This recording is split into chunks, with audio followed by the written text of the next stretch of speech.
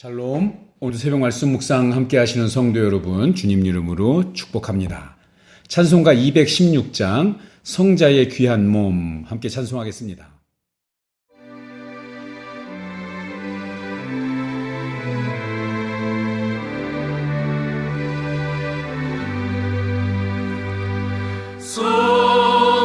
성자의 귀한 몸 날 위하여 버리신 그 사랑 고마워라. 내 머리 숙여서 주님께 비는 말 나 무엇 주님께 바치리까.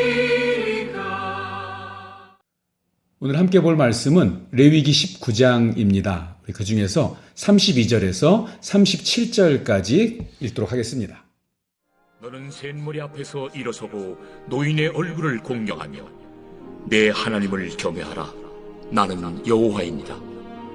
거류민이 너희의 땅에 거류하여 함께 있거든 너희는 그를 학대하지 말고 너희와 함께 있는 거류민을 너희 중에서 나은 자같이 여기며 자기같이 사랑하라. 너희도 애굽 땅에서 거류민이 되었었느니라. 나는 너희의 하나님 여호와이니라. 너희는 재판할 때나 길이나 무게나 양을 잴 때 불의를 행하지 말고 공평한 저울과 공평한 추와 공평한 에바와 공평한 흰을 사용하라. 나는 너희를 인도하여 애굽 땅에서 나오게 한 너희 하나님 여호와이니라. 너희는 내 모든 규례와 내 모든 법도를 지켜 행하라. 나는 여호와이니라. 레위기 18장의 마지막 절 결론이 나는 너희의 하나님 여호와이니라 입니다. 그리고 19장에서 나는 너희의 하나님 여호와이니라 또는 나는 여호와이니라 이 말씀이 15번이나 나옵니다. 그래서 18장에서 하나님의 백성이 윤리적으로 정결한 삶을 살아야 한다고 말씀하신 하나님께서 19장에서는 하나님의 백성은 윤리적이고 도덕적으로 뛰어나야 될 뿐만 아니라 일상에서도 거룩한 삶을 살아야 한다고 말씀하시는 것입니다. 즉 하나님께서는 하나님께서 거룩하신 것처럼 하나님의 백성도 모든 면에서 거룩해야 한다고 말씀하시는 거죠. 우리가 만약 누군가에게 지금 학생다워라 또는 어른다워라 이렇게 말한다면 그것은 그 말을 듣는 사람이 이미 학생이거나 또 이미 어른이기 때문입니다. 학생이 아닌 사람에게 학생다우라고 말할 수 없고요. 어른이 아닌데 어른답게 행동하라고 어른다우라고 요구할 수 없습니다. 하나님께서 하나님의 백성인 우리에게 너희는 거룩하라 라고 말씀하시는 것은 우리가 이미 거룩한 하나님의 자녀이기 때문에 그렇습니다. 이것이 레위기 전체의 주제이지만 특히 19장에는 내가 거룩하니 너희도 거룩하라라는 이 레위기의 주제를 다시 거론하면서 하나님의 백성이 바르게 예배하고 그리고 말씀을 따라 사는 것이 곧 거룩하게 사는 것임을 가르쳐주고 있습니다. 자, 2절에 너희는 거룩하라는 말씀 그런 요구로 시작해서 36절에 나는 너희의 하나님 여호와이니라로 끝날 때까지 약 42개의 구체적인 항목이 제시가 됩니다. 자, 그렇다면 하나님의 백성들이 일상생활 속에서 이루어가야 할 그 거룩이 어떤 걸까요? 본문에서 하나님께서 그의 백성에게 요구하시는 거룩은 그의 계명을 지키라는 것입니다. 계명을 지키는 것이 곧 하나님을 사랑하고 그리고 이웃을 사랑하는 것입니다. 레위기 19장에 나오는 규례들이 4절은 10계명의 2계명, 12절은 3계명, 3절과 30절은 안식일에 대한 4계명입니다. 3절 상반절은 부모 공경에 대한 5계명이죠. 16절은 살인하지 말라는 6계명, 20절과 29절은 간음하지 말라 7계명, 11절과 13절 그리고 35절 36절은 도둑질하지 말라는 8계명입니다. 11절 하반절은 9계명, 17절과 18절은 탐심을 품지 말라는 이 10번째 계명과 연관이 되어서 이 10계명과 그에 대한 설명, 주석에 해당되는 내용들로 우리 가득 채워져 있습니다.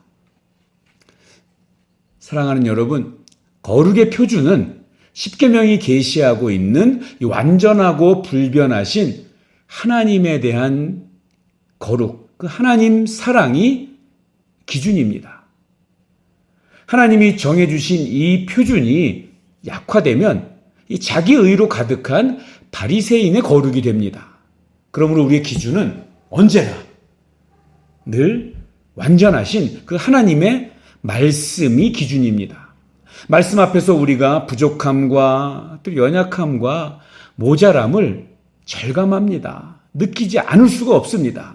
하지만 그를 통해서 오히려 우리가 줄이고 목마른 마음, 또 말씀에 대한 간절한 사모함, 또 가난한 마음을 갖게 되므로 겸손한 거룩이 되어지는 것입니다. 자, 특이한 것은 하나님 사랑에 해당되는 이 2절에서 4절까지의 이 안식일을 지키고 우상 숭배를 금하라는 내용과 우리 이웃 사랑에 해당되는 우리 9절에서 18절 규례 그 사이에 5절과 9절에 화목제 제물 규정에 대한 말씀이 연결고리 역할을 하고 있다는 것입니다.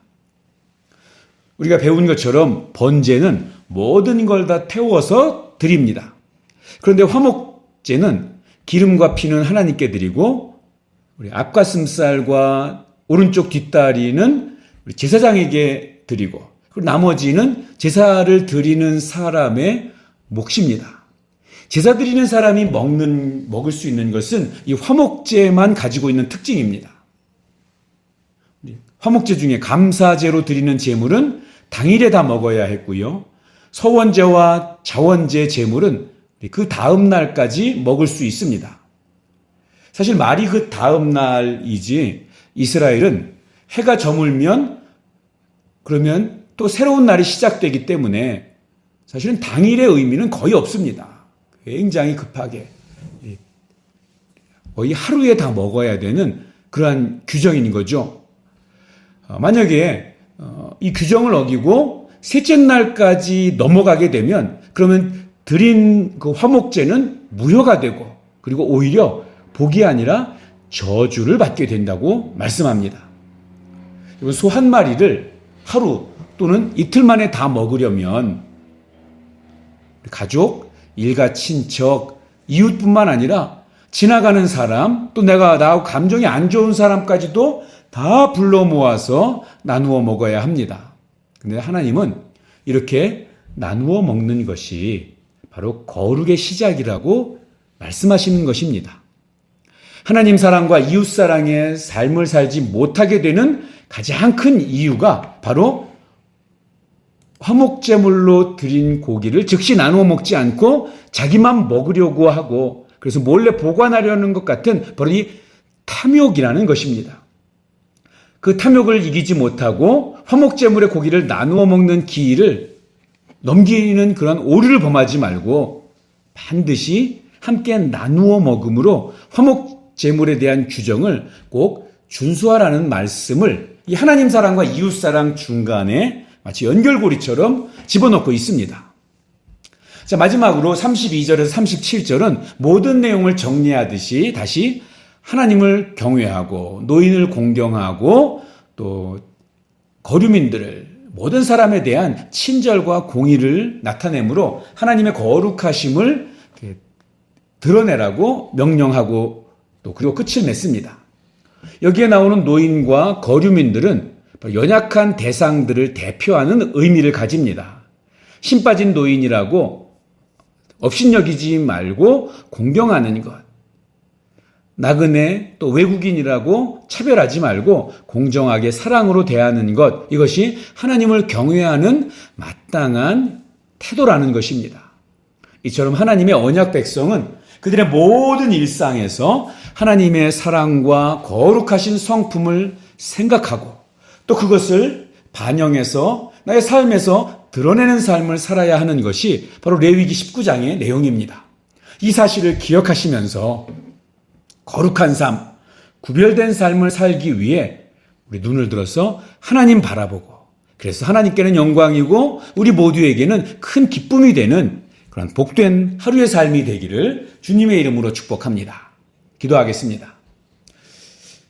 사랑이 많으신 하나님, 하나님께서 우리 언약 백성에게 너희는 거룩하라고 명령하셨습니다. 그것은 하나님의 백성이 애굽 사람들이나 가나안 땅 사람들과는 달리 구별된 그러한 삶을 살아야 되기 때문에 우리에게 그런 명령을 주신 줄 믿습니다. 우리가 하나님의 백성으로 세상의 가치관을 따라 살지 않고 구별된 삶을 신실하게 살아가게 하여 주시옵소서. 또한 그 하나님 앞에 구별된 삶이 바로 일상에서 우리의 삶에 우리 구별된 것임을 잊지 않게 하여 주시옵소서. 하나님의 말씀에 순종하게 하시고 또 이웃과 함께 살아가야 함을 되새기게 하여 주시고 모든 사람을 공평과 또 선대함을 우리 잊지 않도록 주님 도와주시옵소서. 오늘 하루도 하나님 아버지를 향해 눈을 들므로 거룩한 삶, 구별된 삶, 말씀대로 살아가는 그런 하루가 될 수 있도록 주님 도와주시옵소서. 예수님의 이름으로 기도하옵나이다. 아멘. 오늘도 행복하세요. 사랑합니다. 축복합니다.